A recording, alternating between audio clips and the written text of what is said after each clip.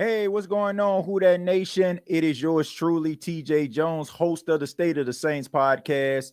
Coming up here on the State of the Saints podcast, we're going to be talking about should fans be nervous about the New Orleans Saints quarterback situation and the 2025 season.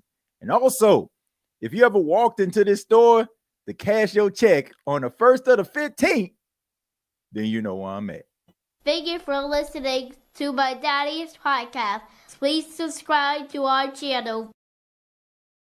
All I got to say is, who dat?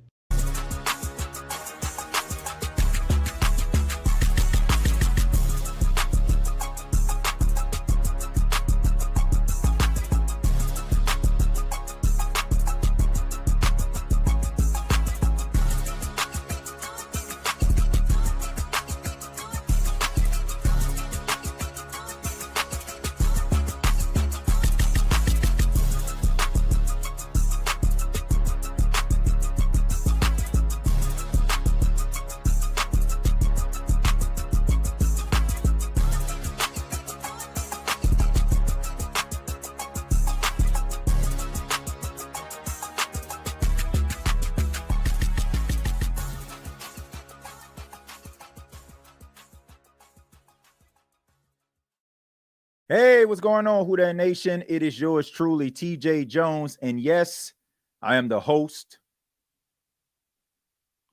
of the State of the Saints podcast. Thank you so much for checking out the State of the Saints podcast, where we talk New Orleans Saints. Shouts out to everybody that's filing in right now.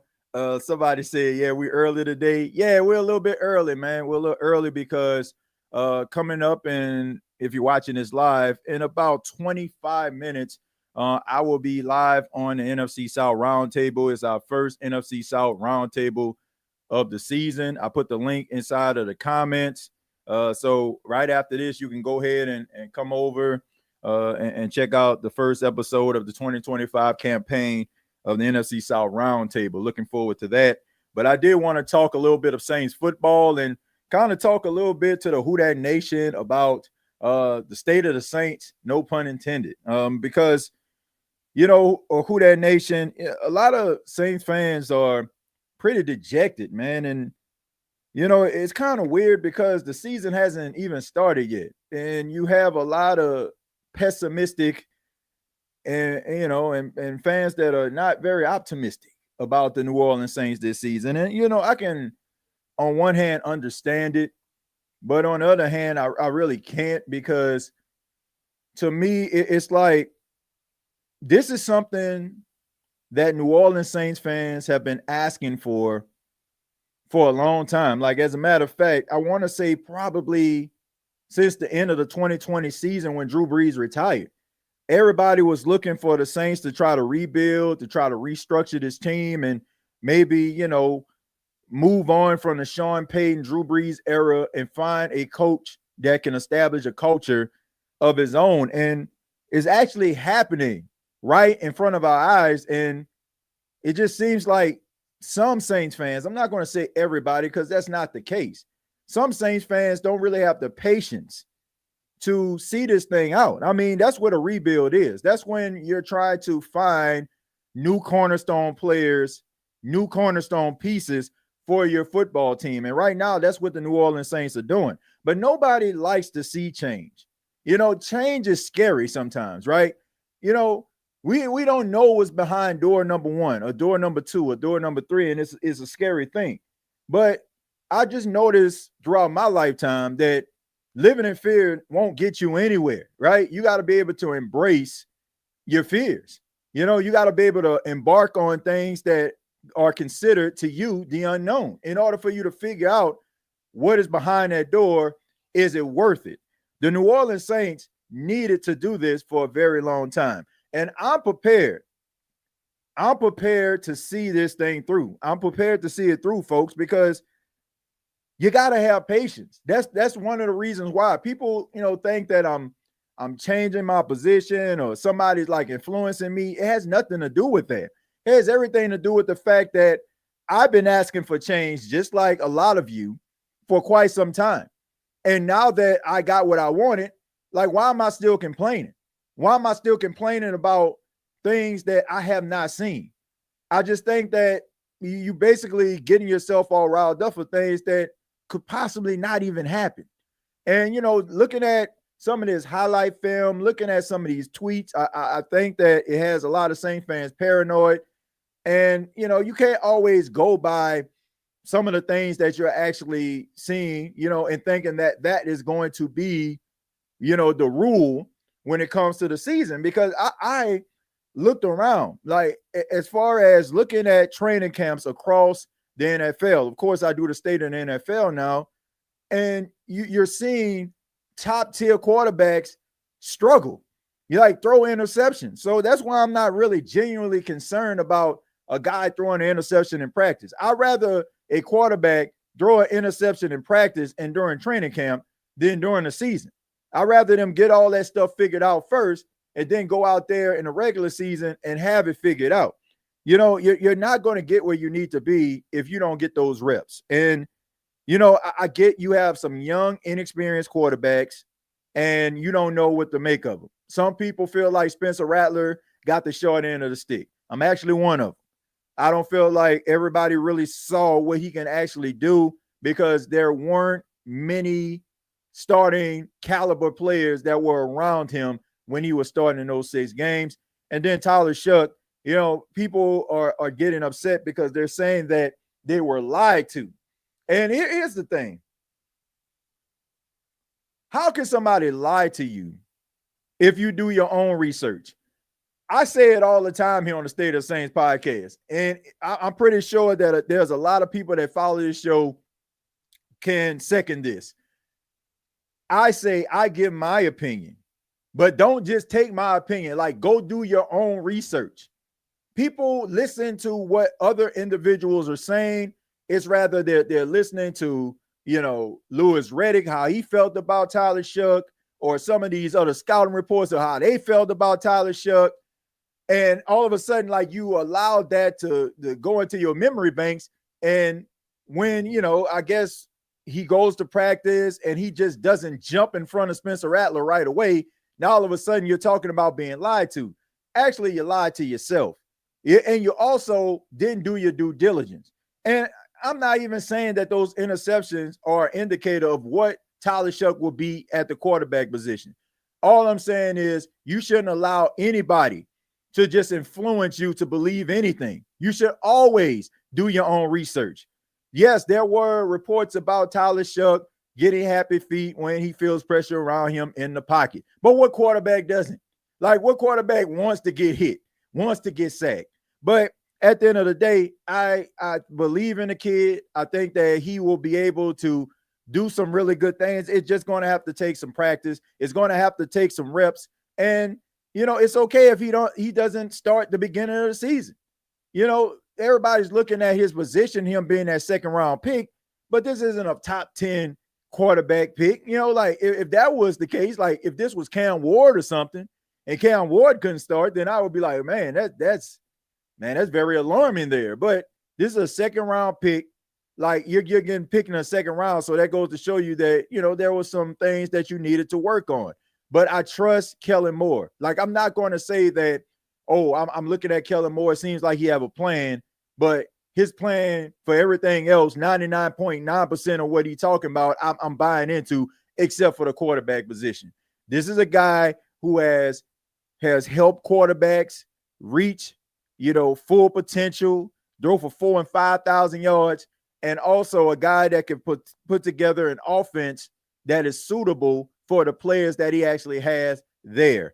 All I know is Super Bowls aren't created overnight. You have to build through the draft. You have to take the good with the bad, and sometimes the bad with the good in this case, and know that there are better days ahead. Like, we will be able to analyze this team and see what they are down the road. But right now, you don't know what this team is. And holding on to what they did last year and year before that and how the team is structured is irrelevant, because right now you have a new coaching staff, new head coach, new defensive coordinator, and new pieces around this team that we all have an opportunity to cheer for. Like, there's plenty of games, there's plenty of discussions I'm pretty sure we're going to have where the energy may not be as, like, even killed as it is right now. But right now, we don't have anything to base it off of other than I guess our instincts, our feelings, our views. But, man, things change. I can remember like around this time a couple of years ago, everybody was talking about Jamar Chase and being concerned about him. Oh, Jamar Chase, he comes from LSU to the NFL. The footballs in college are different from the ones in the pros. This man just had a 1,700-yard season, right? A couple of years ago, Josh Allen, all he can throw is throw 60 yards down the field and use his legs. Now, all of a sudden, this guy's a league MVP. You got to allow guys to figure it out. Like the NFL ranks are different from the college ranks. It doesn't matter how old you are. People want to throw his age out there, but you're still in college. It's still college football. Like, it's not like, oh, I'm 26 years old, so I should understand the speed of the NFL. How can you do that? Like, how can you understand the speed of the game if you've never been in it? No, it don't matter how old you are. Like, it doesn't matter. You still have to understand the speed of the game. So I just think that people need to understand that Tyler Shough is a rookie. It doesn't matter his age. But this isn't an indicator of what he can possibly be as a quarterback just because he's doing what many rookies are doing across many training camps across the country. That is trying to figure out the speed of the National Football League. I'll go ahead and read a few of your comments. And then, like I said, it's going to be a short show because I got to go over to the NFC South Roundtable. Rico says, I got off my stream just in time to catch my boy TJ. Well, Rico, I appreciate it, man. Thank you for that. Spencer played first half, Tyler third, and let Jake have the fourth.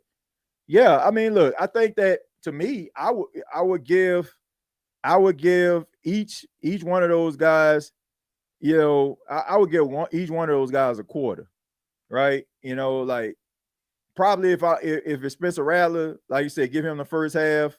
Give Tyler Shough the third and the fourth. Like, I agree with that. And then the next game, I would give like Tyler Shough the first half and then give Spencer Rattler the third and Jake Haener the fourth. And then, probably last game, I probably have Jake Haener kind of see that whole thing through, like seriously. Like, I think that's a good, Lee, I think that's a good matchup right there. I think that's a good lineup, I should say. Speaking of that, man, the depth chart of the New Orleans Saints came out and it has Spencer Rattler as the starting quarterback, which isn't a surprise to anybody because, based on the reports and what we've been hearing, it seems like he's ahead of the curve. Now, this quarterback competition is far from over. Spencer Rattler still has to go out there and play some of these games. And Tyler Shough isn't that far removed from the possibility of being the starting quarterback of the Saints. I mean, there were some things that Spencer Rattler probably had more experience with when it comes to the speed of the game, starting in football games, understanding certain things. So it helped him. So I think that Tyler Shough just has to figure it out. And if he does, then I think it can make the race pretty interesting. TJ, why are folks not allowing the man a smooth transition to the league like he's not a rookie? Number one, King Arthur, is because a lot of Saints fans, I won't say a lot, there are some Saints fans out there that didn't want the guy in the first place. So any line of trouble that comes up, any report that is not favorable to Tyler Shough, they're going to pounce on it like a dog in heat.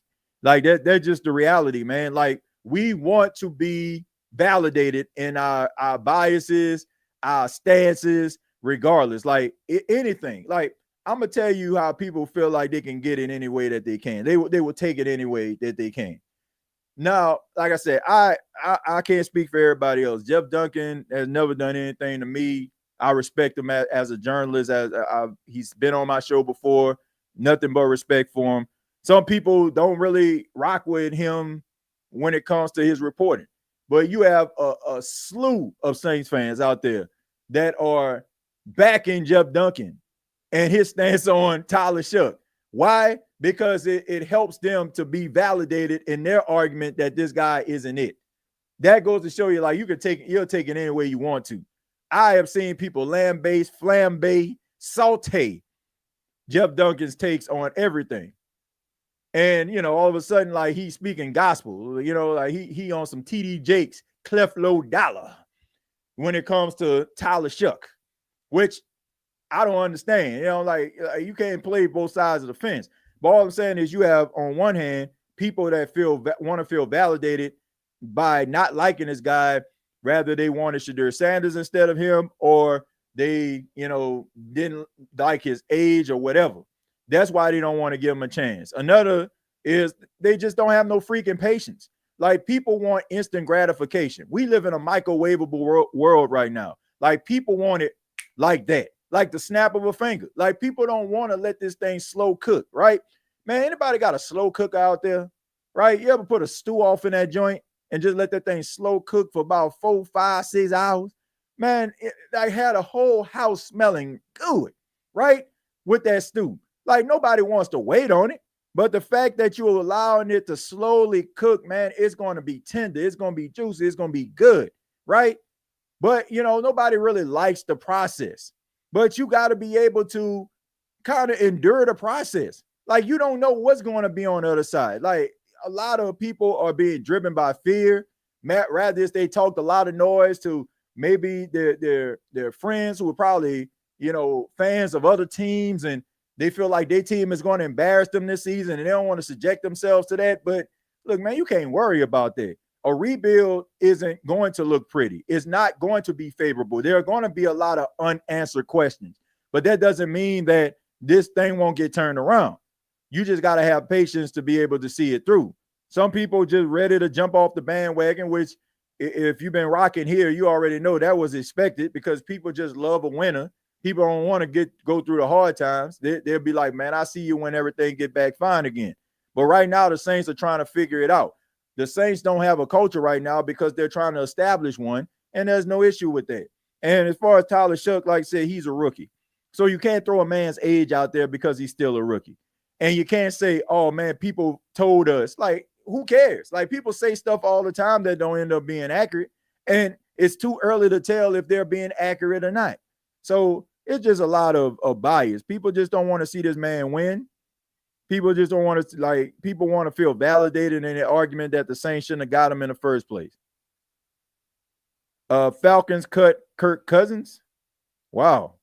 That really happened? That must have just happened a few minutes ago, right? That must have just happened. That'll be interesting to talk about on the NFC South Roundtable. If that's the case. Is the Atlanta Falcons quarterback Kirk Cousins better? I'm trying to see if I actually see anything like that. No, I don't see anything about. Anybody see anything about Kirk Cousins getting cut? I don't see anything right there so far. I'm gonna let that cook. I'm about to say I ain't see anything like that. I'm about to say I had to look that up. Yeah, I mean, look, you say unlikely to see the field. Yeah, if Michael Penix everything that they say that he is, yeah, he probably won't see the field.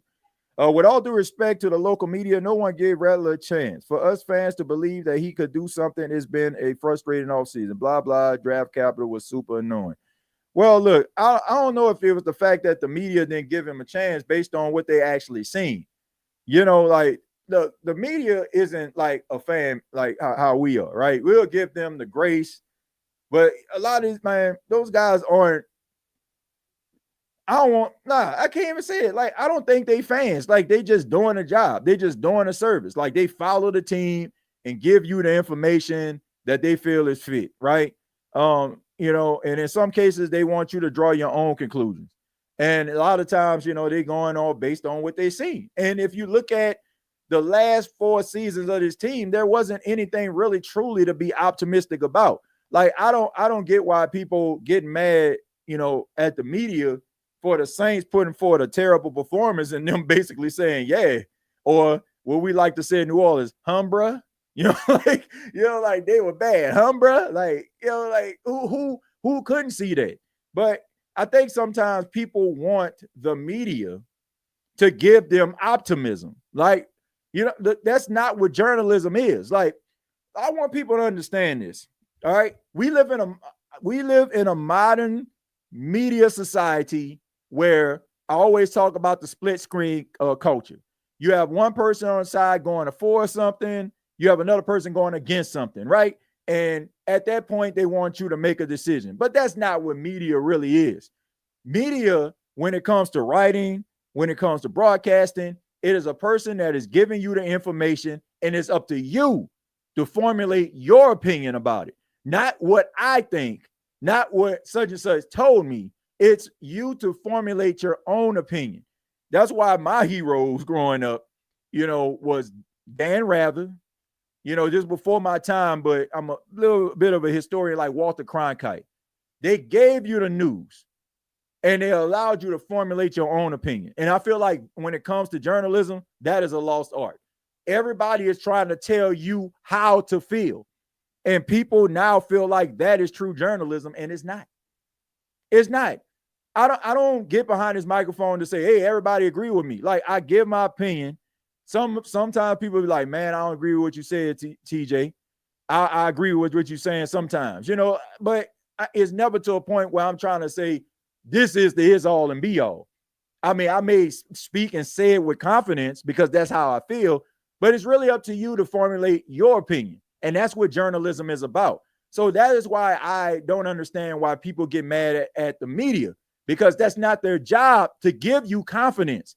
This isn't Buddy Delaverto. May he rest in peace. This isn't Buddy D, right? This isn't like, the long time fan, like the first time caller, long time listener, you know what I'm saying? That's supposed to rile up the fans on the phones. That's not them. That's not their job, right? Now, if you want to like hold them accountable, maybe they should have asked a certain question. That's fair. But to say that they're supposed to change your feelings about a football team, that's not their job. And I want people to understand that. That's not what journalism is.